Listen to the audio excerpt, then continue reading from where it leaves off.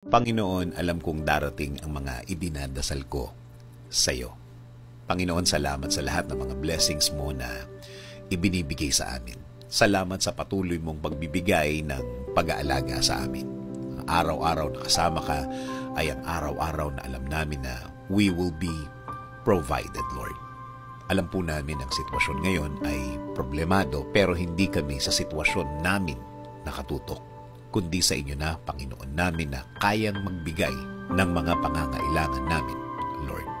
Ikaw na laging tumutulong sa amin, Lord. Alam namin na hindi na magtatagal ang aming sitwasyon at makikita at marireceive na namin ang mga bagay na ipinagdadasal namin na magbabago ng aming mga kinakaharap ngayon. At alam namin, hindi na magtatagal yun, Panginoon.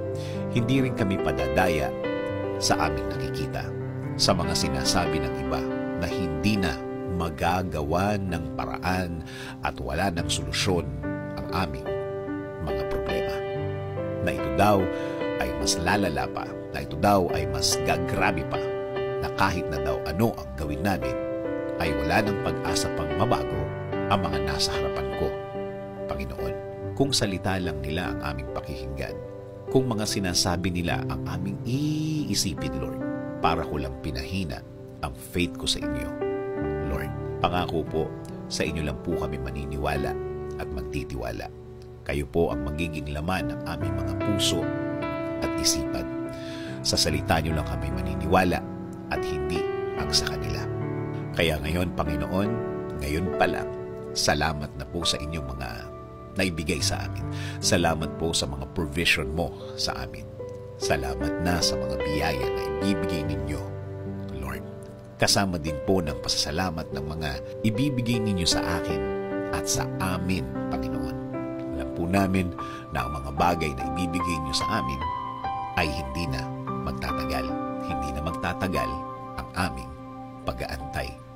Salamat din po kasi alam po namin na hindi lang kami ang ibibless nyo. Kasama na po ang aming pamilya. Sila rin po ay makakatanggap ng biyaya ninyo, Panginoon. Alam po namin na hindi nyo rin sila pababayaan, Lord. And Lord, please bless our country. Kayo na po, Panginoon, ang bahala sa aming bayan. Please bless our government officials, Lord. Lead them and guide them always. Provide them with more wisdom. Give them the strength that they need, Lord. Lord, maraming salamat sa lahat. Sa lahat ng inyong ibinigay at ibibigay sa aming sarili, sa aming pamilya, at sa aming bayan. This is our prayer. In Jesus' name, Amen.